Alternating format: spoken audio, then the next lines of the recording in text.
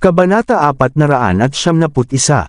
Ginoong Wolf, ako ang may buong kasalanan at hindi ko dapat hilingin na isugal mo ang iyong sarili dahil sa aking pagkakamali, ngunit ikaw na lamang ang natitirang makatutulong sa aking asawa.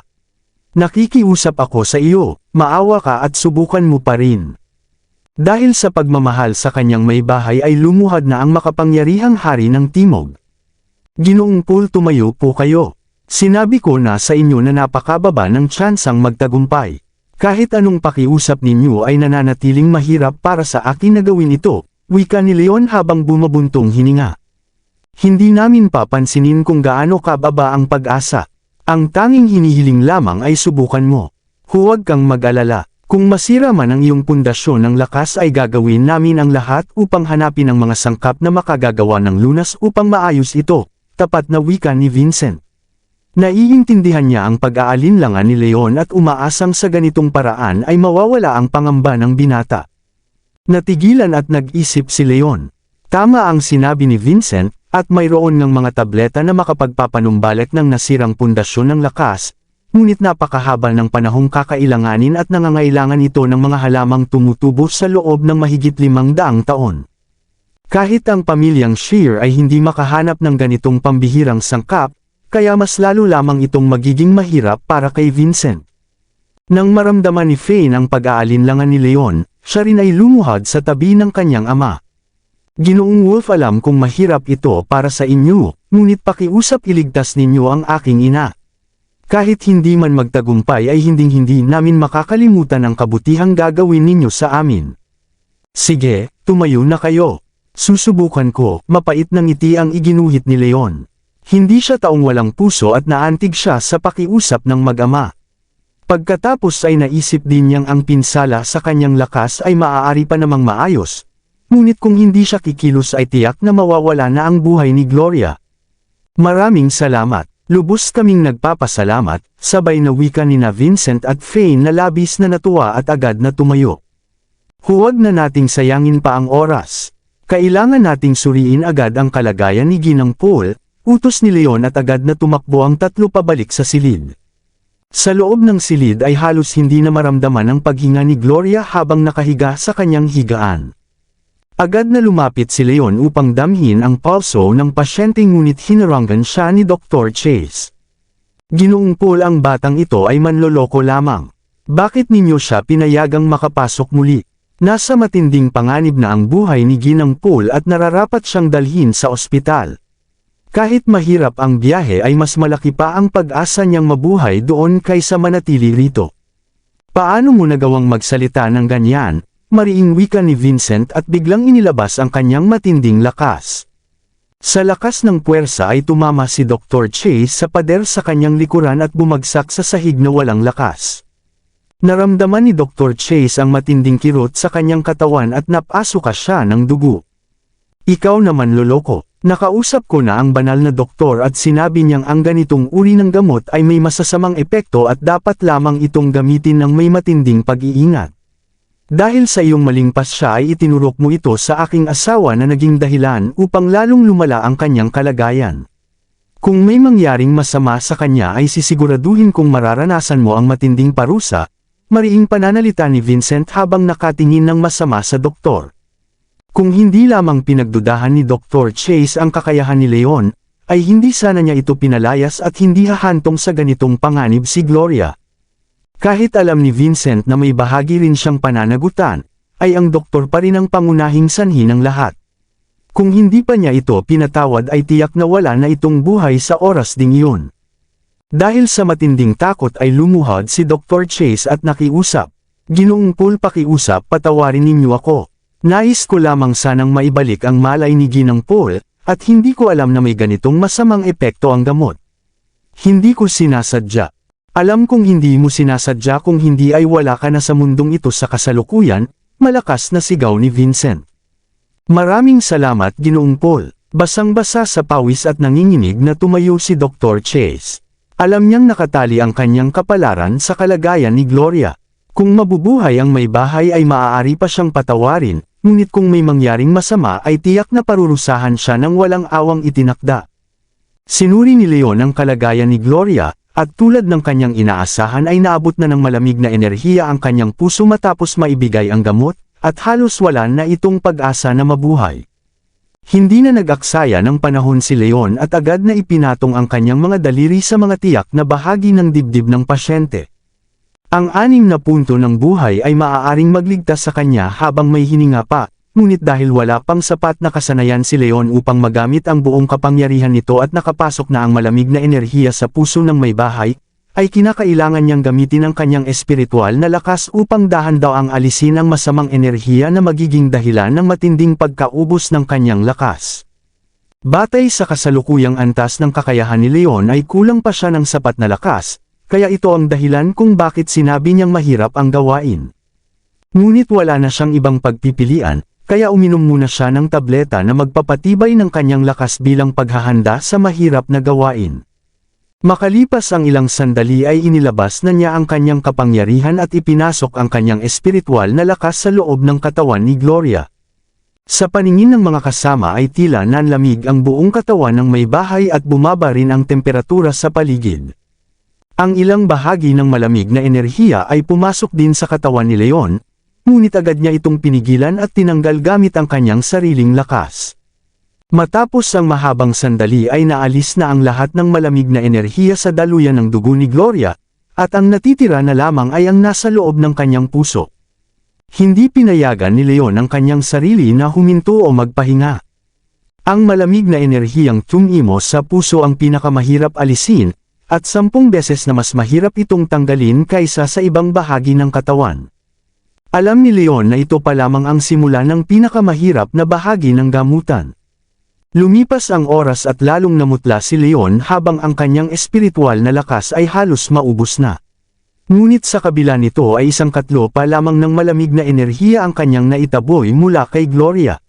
Dahil wala ng sapat na lakas na nagsisilbing pananggalang ay nagsimula ng bumalik ang malamig na enerhiya patungo sa kanyang sariling katawan.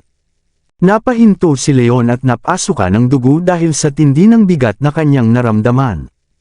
Tulad ng kanyang hinala ay napakalala na ng kalagayan ni Gloria para sa kanyang kakayahan, at dahil sa pagsisikap na gamutin ito ay siya naman ang nasugatan at napinsala. Ginoong Wolf, ano ang nangyayari?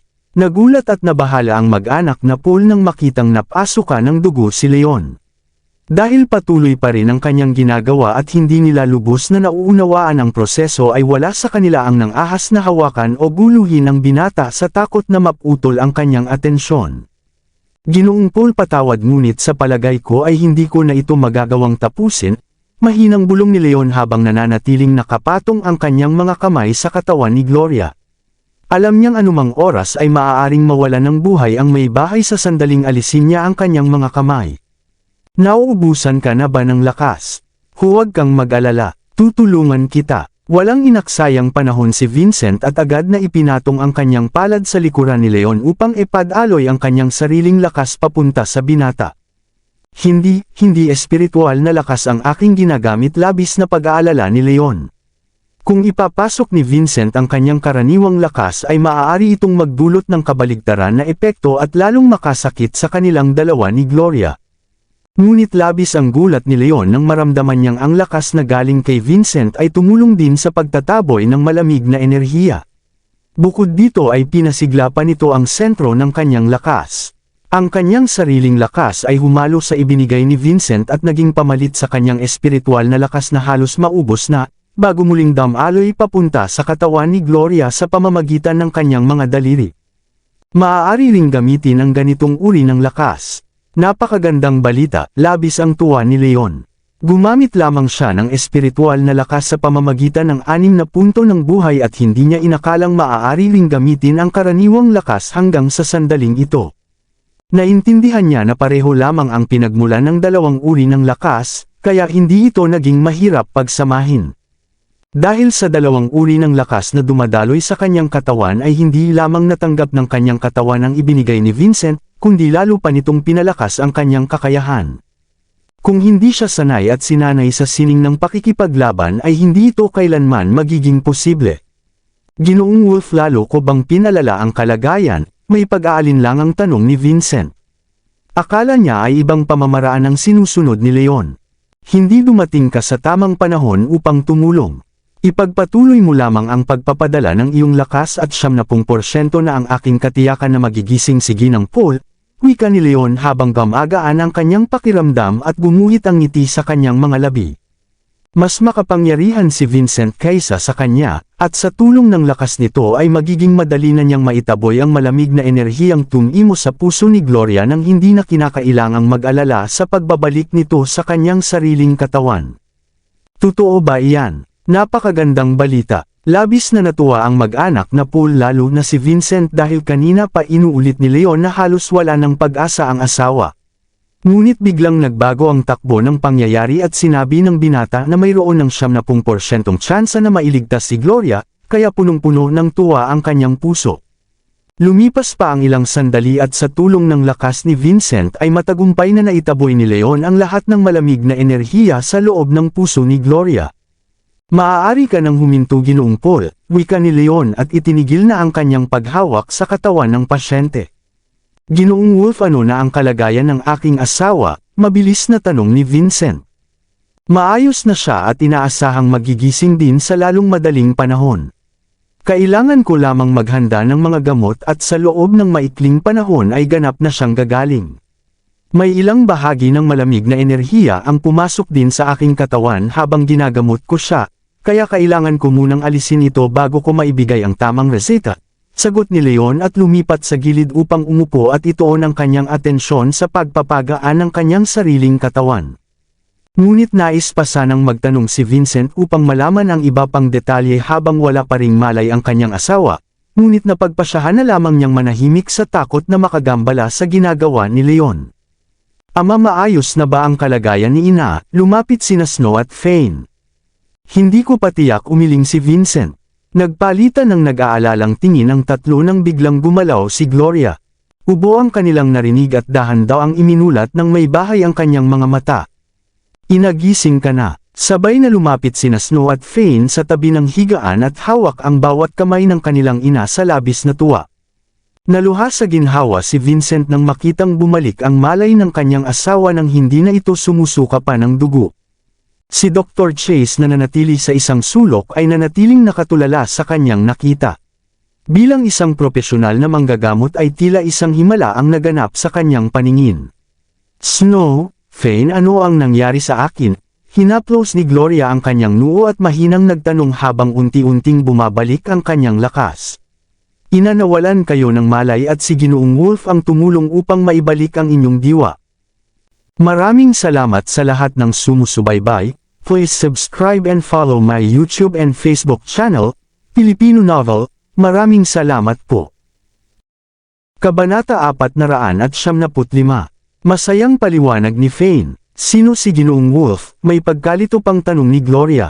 Sa tuwing nawawalan siya ng malay ay si Dr. Chase ang laging nag-aalaga sa kanya, kaya inakala niyang ganoon din ang nangyari sa pagkakataong ito. Ganito ang nangyari, maikling ikinwento ni Fane ang lahat ng pangyayari kasama na ang pagbanggit na napasukan ng dugo si Leon habang inililigtas ang kanyang buhay. Kahit hindi niya lubos na naiintindihan kung bakit ito nangyari, ay malinaw sa kanya na isinapanganib ng binata ang kanyang sarili. Naiintindihan ko na, nasaan na si Ginoong Wolf na iyan? Kailangan natin siyang pasalamatan. Nang malaman ang panganib na hinarap ni Leon upang iligtas siya, ay pilit na umupo si Gloria upang personal na magpasalamat. Ina, tinamaan din ng malamig na enerhiya si Leon at kasalukuyan niyang inaalis ito sa kanyang katawan upang gumaling, paliwanag ni Snow. Sabay na tumingin ang buong pamilya kay Leon na puno ng pasasalamat, habang nakatuon ang pansin ng binata sa pagpapagaan ng kanyang daluyan ng lakas. Ang antas ng kanyang kakayahan ay nasa mataas na antas pa lamang, na malayo sa pinakamataas na antas na narating na ni Vincent. Nang ipad-aloy ni Vincent ang kanyang lakas kanina ay dam-aloy ito sa buong katawan ni Leon at naging dahilan upang linisin at patibayin ang kanyang sariling kapangyarihan. Isang pagkakataong bihira lamang mangyari, kaya naramdaman ni Leon na malapit na siyang umangat pa, kaya itinuon niya ang buong kanyang atensyon upang maabot ang tugatog ng kanyang kasalukuyang antas. Nang makitang abala pa si Leon at hindi pa makasagot ay ibinaling muli ni Vincent ang kanyang tingin sa kanyang asawa. Gloria, ano ang iyong nararamdaman ngayon? Mas maayos ka na ba? Oo, mas magaan na ang aking pakiramdam. Masyado kang nakipagsapalaran. Kung hindi ito naging matagumpay ay maaaring ikaw pa ang naging dahilan upang mapahamak si Leon, buntong hiningang wika ni Gloria. Ayos lang iyan. Anumang panganib ay katanggap-tanggap basta lamang magising ka. Bukod pa rito ay handa akong gamitin ang lahat ng ating yaman at lakas upang hanapin ang mga sangkap na kailangan kung sakaling masira ang pundasyon ng kanyang kakayahan, wika ni Vincent. Vincent, hindi mo dapat ginawa iyan. Alam mo namang matagal na akong may karamdaman at walang doktor sa buong mundo ang nakapagpagaling sa akin. Alam ni Gloria na ginawa na ng kanyang asawa ang lahat ng kanyang makakaya sa loob ng mahabang panahon. Naramdaman niyang malapit na ang kanyang huling mga sandali. Ina, magiging maayos na kayo, kinagat ni Snow ang kanyang labi upang pigilan ang pagtulo ng kanyang mga luha. Nanatiling tahimik sina Vincent at Fane habang mabigat ang kanilang pakiramdam sa narinig. Mula pa sa simula ay hindi magkatugma ang pagkakaintindi ng pamilyang Poole sa sinasabi ni Leon. Ang ibig sabihin ni Leon ay ganap na niyang mapagagaling si Gloria, ngunit inakala naman ng mag-anak na naibalik lamang nito ang kanyang malay tulad ng ginagawa ni Dr. Chase noon. Marami na kasing doktor ang sumubok at kahit ang banal na doktor ay walang mahanap na lunas, kaya hindi katakatakang isipin ng mga Poole na himala na ang paggising pa lamang ni Gloria. Huwag po kayong mag-alala, Ginang Poole. Ganap na pong nawala ang inyong karamdaman, at hindi na kayo muling hihimatayin anumang oras, wika ni Leon habang tumatayo at lumalapit sa kanila. Matapos ito ng kanyang atensyon sa kanyang sariling katawan ay naalis na niya ang lahat ng natitirang malamig na enerhiya at naabot din niya ang tugatog ng kanyang kasalukuyang antas ng lakas. Ano, ganap na akong gumaling. Naririnig ko ba ng tama? Gulat na tanong ni Gloria habang nakatingin kay Leon na tila hindi makapaniwala. Leon, huwag mo kaming biruin. Ang lahat ng nasa loob ng silid maging ang mga Poole, si Dr. Chase at si Ginoong Hendricks ay nanatiling nakatulala sa kanilang narinig. Hindi ko kayo binibiro. Kung ayaw ninyong maniwala ay tingnan ninyo ang balat ni Ginang Poole, itinuro ni Leon ang may bahay. Sabay na tumingin ang lahat at napansin na kahit nananatiling maputi ang balat ni Gloria ay wala na itong dating pamumutla at unti-unti nang bumalik ang natural na kulay nito. Ginang Poole, kung hindi ako nagkakamali ay laging nanlalamig ang inyong mga kamay at paa noon. Bakit hindi ninyo pakiramdaman ngayon? Dapat ay mas mainit na ito at parang bumalik na sa dati ang inyong pakiramdam, dagdag pa ni Leon habang nakangiti. Agad na hinawakan ni Snow at Fane ang mga kamay at paa ng kanilang ina, at mabilis ding hinawakan ni Vincent ang kamay ng kanyang asawa. Nang maramdaman nilang bumalik na ang tamang temperatura nito ay labis silang natuwa. Leon, ibig sabihin ba nito ay ganap nang gumaling ang aking ina, at hindi na muling hihimatayin? Tanong ni Snow. Tama, magbibigay ako ng listahan ng mga kailangang inumin upang mapatibay ang kanyang resistensya, at basta't susundin niya ito araw-araw ay mananatiling malusog ang kanyang katawan. Napakagandang balita. Tunay kang napakahusay na manggagamot, hindi napigilan ni Snow na yakapin si Leon. Nagulat ang buong pamilya sa kanilang nakita at sabay na tumingin sa dalawa. Alam nila ang pinagdaanan ni Snow sa pag-ibig noon, kaya labis silang nag-aalala sa kanya. Nang makita ang pagyakap ng dalaga kay Leon ay agad nilang naunawaan na may namumuong damdamin na ito para sa binata. Labis na humanga si Vincent kay Leon. Noong una ay nagduda siya sa binata nang ayaw nitong sabihin kung sino ang nagturo sa kanya ng pakikipaglaban, kaya isinantibi na niya ang naisip na pagpapakasal nito sa kanyang anak. Ngunit matapos makitang isinapanganib ni Leon ang sariling buhay upang iligtas si Gloria, bukod sa matinding pasasalamat ay muling pumasok sa isipan ni Vincent na maging manugang ang binata. Gaya ng nabanggit na ni Fane ay magandang tugma talaga ang itsura at ugali ni Leon at Snow. Natigilan si Snow nang mapagtanto ang kanyang ginawa. Namula ang kanyang mukha at dahan daw ang humiwalay kay Leon habang inayos ang kanyang buhok sa likod, na tila nahihiya at hindi na malayang madaling mabasa ang kanyang nararamdaman. Ginoong Poole, mayroon po ba kayong papel at panulat? Isusulat ko ang mga kailangang gamot ni Ginang Poole, wika ni Leon upang ilihis ang usapan dahil sa bahagyang pagkailang. Mayroon ako, kukunin ko agad, mabilis na sagot ni Fane at agad na lumabas upang kumuha ng hinihingi at ibinigay ito sa binata. Isinulat ni Leon ang mga kailangang gamot at ipinaliwanag ng maayos kung paano ito gagamitin, at kung paano ito makatutulong. May hawak na listahan ay yumuko ng malalim si Vincent kay Leon at nagsabi, "Ginoong Wolf, patawarin mo ako sa maling paghuhusga ko sa iyo kanina. Hindi lamang tinanggihan ko ang iyong kabutihan, kundi nagbanta pa ako ng dahas. Nagkamali ako, naway tanggapin mo ang aking paumanhin. Hindi na po kailangang humingi ng tawad, Ginoong Paul. Maliit lamang na hindi pagkakaunawaan iyan, at wala lang iyan," sagot ni Leon. "Maraming salamat din sa pagliligtas sa buhay ng aking asawa, at sa paggamot sa karamdamang matagal na niyang dinaranas. Hindi ko kayang suklian ang kabutihang ipinakita mo sa amin, pakitanggap ang tseke na ito," wika ni Vincent at inabot ito kay Leon.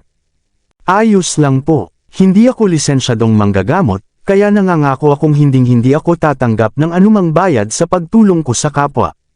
Bukod pa rito ay kaibigan ko ang inyong anak, kaya tungkulin ko lamang na tumulong kay Ginang Paul," wika ni Leon habang marahang itinataboy ang tseke na may ngiti sa mga labi. "Sige, kung ayaw mong tumanggap ng pera ay hindi ko na ipipilit pa." Nagulat si Vincent na walang hinihinging kapalit si Leon matapos isugal ang kanyang buhay, kaya lalo siyang humanga sa ugali ng binata. "Hinding-hindi ko makakalimutan ang iyong ginawa. Mula ngayon anumang kailangan mo ay gagawin ko ang lahat upang maibigay ito sa iyo," mariing pangako ni Vincent. "Maraming salamat, Ginoong Paul," sagot ni Leon na nakangiti at hindi na tumanggi pa sa alok. Naisip din ni Leon na mayroon siyang mga kaaway at maaaring makatulong ang kapangyarihan ni Vincent sa hinaharap. "Ginoong Hendricks, tipunin mo agad ang mga sangkap na nakasulat dito," utos ni Vincent at ibinigay ang listahan sa kanyang tauhan. "Tulad ng inyong utos," sagot ni Ginoong Hendricks at agad na umalis. Pagkatapos ay ibinaling ni Vincent ang kanyang tingin kay Dr. Chase na nagtatago sa isang sulok. "Dr. Chase, oras na upang ayusin natin ang ating usapan. Alam mong may masamang epekto ang gamot, ngunit itinurok mo pa rin ito sa aking asawa.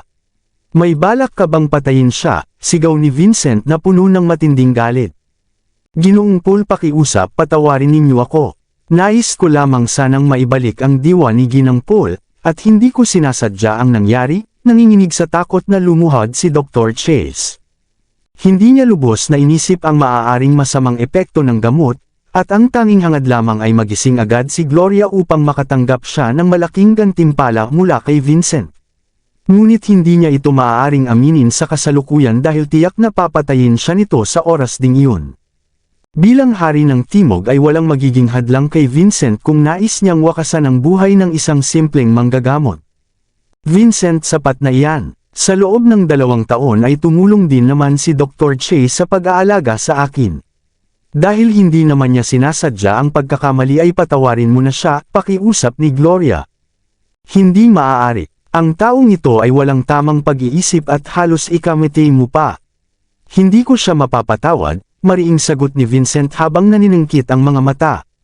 "Patawarin ninyo ako. Nagkamali ako. Maawa po kayo sa akin," basang-basa sa pawis na pagmamakaawa ni Dr. Chase.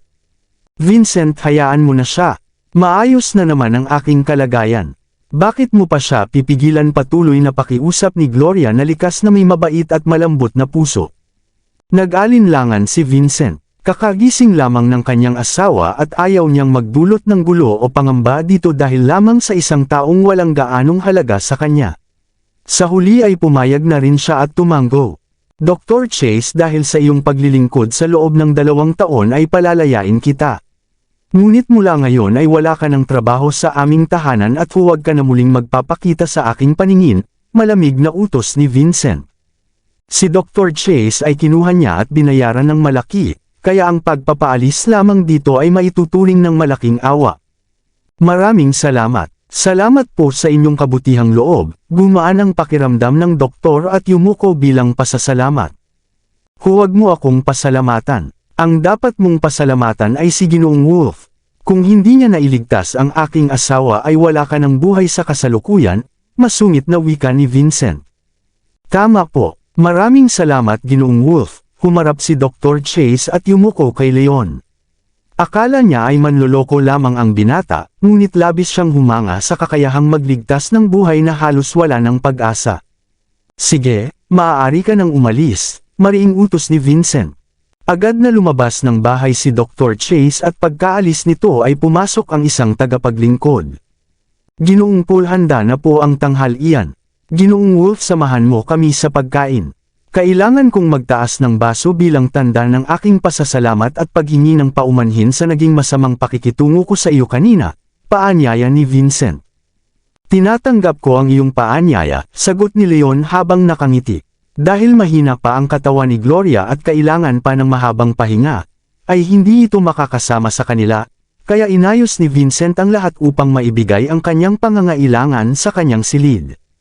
Pagkatapos ng tanghalian ay inihatid ni Vincent si Leon pabalik sa gusali ng Synth-Ion Group. Sa loob ng tanggapan ng Pangulo ay tumayo si Cynthia nang pumasok si Leon. Leon, dumating ka sa tamang panahon. May mahalagang bagay akong kailangang ibalita sa iyo. Ano iyan? Hinaplos ni Leon ang kanyang noo na tila nalilito at medyo nahihilo dahil sa dami ng inuming ibinigay sa kanya ni Vincent kanina. Kakatawag lang ng aking kapatid at sinabi niyang mayroon na silang natuklasang bakas kung saan makakahanap ng ligaw na halamang Panax na 500 taon nang tumutubo. Paliwanag ni Cynthia habang nakangiti, ngunit naputol ang kanyang sasabihin. Totoo ba iyan? Napakagandang balita. Labis na natuwa si Leon at agad na nawala ang kanyang pagkahilo. Naabot na niya ang hangganan ng kanyang kasalukuyang antas at sa tulong ng halamang Panax na 500 taon na ang gulang ay makagagawa siya ng tableta na magpapatibay sa kanyang pundasyon, upang makatawid sa kanyang kasalukuyang limitasyon. Humingi siya ng tulong kay Harvey noon upang hanapin ang ganitong uri ng halaman, at sulit ang kanyang paghihintay dahil sa natuklasang impormasyon ay punong-puno ng tuwa ang kanyang puso. Naramdaman ni Cynthia ang amoy ng alak sa katawan ni Leon at kumunat ang kanyang noo. Mukhang masaya ka naman sa iyong paglabas, habang ang lahat ng gawain ay naiwan sa akin. Tunay kang may makapal na balat bilang punong tagapamahala. Hindi naman ako naglilibang. Ito ay tinatawag na pagpapalawak ng aking ugnayan sa ibang tao. Pagtatanggol ni Leon bago ibaling muli ang usapan. Bumalik tayo sa usapan tungkol sa halamang Panax na 500 taon na ang gulang. Ayon sa sinabi ng aking kapatid ay may natuklasang ganitong halaman sa katabing lungsod ng Sikov. Makalipas ang 3 araw ay ilalagay ito sa isang pagbebenta sa pamamagitan ng auction. Paliwanag ni Cynthia, sige, aalis na ako agad patungo sa Sikov. Mabilis na wika ni Leon at handa nang humakbang palabas.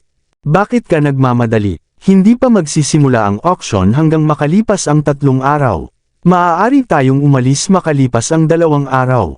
Mabilis na hinawakan ni Cynthia ang braso ni Leon. Tama ka, sagot ni Leon na muling natauhan at tumingin dito. Kasama mo ba akong pupunta? Paano naman ang iyong kapatid? Sasama ba siya? Abala ang aking kapatid at sinabi niyang ako na lamang ang sasama sa iyo. Namula ang mukha ni Cynthia. Sa katotohanan ay hindi naman abala si Harvey at si Cynthia mismo ang nagmungkahi na siya na lamang ang sasama kay Leon. Ito ang pagkakataon niya upang makasama ang binata ng malayo at magkaroon ng oras na mapag-isa. Wala namang hinala si Leon sa tunay na layunin ng dalaga. Hindi niya pa nakikilala ang lungsod ng Sikov kaya kailangan niya ng kasama na may alam sa lugar.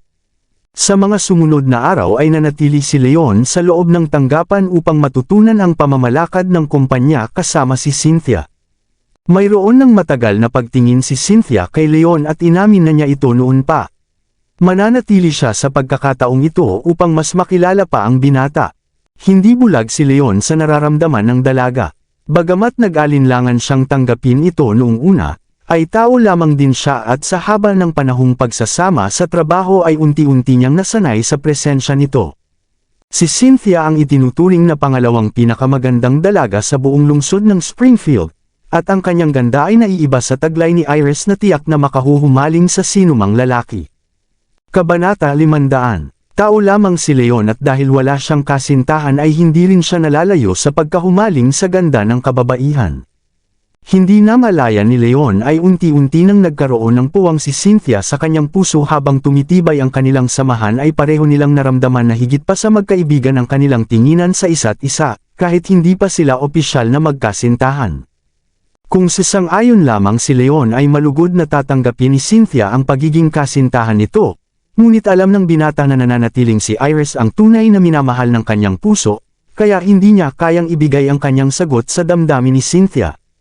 Sa kabila ng pag-aalinlangan ni Leon ay masaya pa rin si Cynthia sa takbo ng kanilang ugnayan. Alam niyang hindi pa lubos na nakalilimot si Leon sa paghihiwalay nila ni Iris, kaya hindi siya nagmamadaling simulan ang bagong pagsasama. Mayroon siyang sapat na panahon at pasensya upang maghintay hanggang sa tuluyan ng makalimot ang binata at mapalitan ang puwang na iniwan ni Iris. Isang araw bago ang auction ay isinakay ni Cynthia si Leon patungo sa lungsod ng Sikov at doon ay pumili sila ng isang marangyang hotel na matitirhan sa gabing iyon.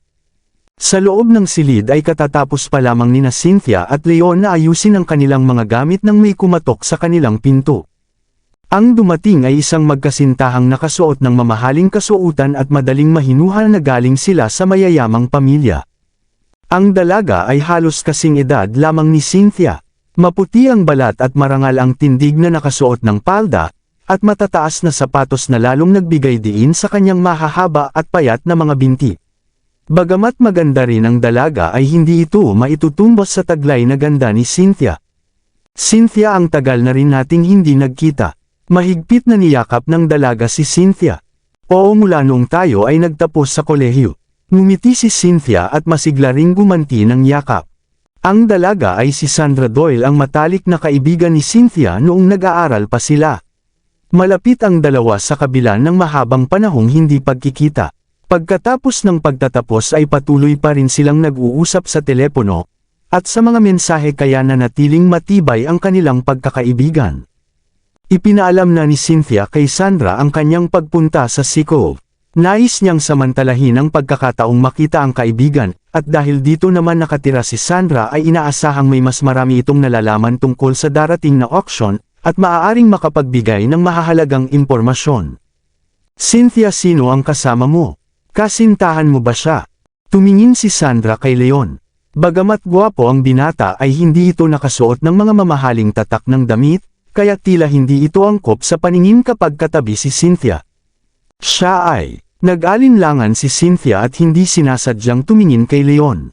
Nais sana niyang sabihin kung ano ang tunay nilang ugnayan, ngunit nagpigil muna. Ako si Leon Wolf, secretary ako ni Binibining Shear.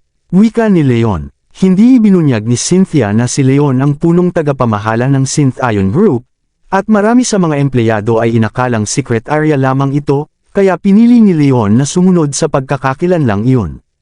Nang makitang hindi inamin ni Leon na siya ay kasintahan nito ay bahagyang nalungkot si Cynthia. Kaya secretary lamang pala siya. Wika ni Sandra nang malaman na hindi naman mahalaga ang posisyon ni Leon.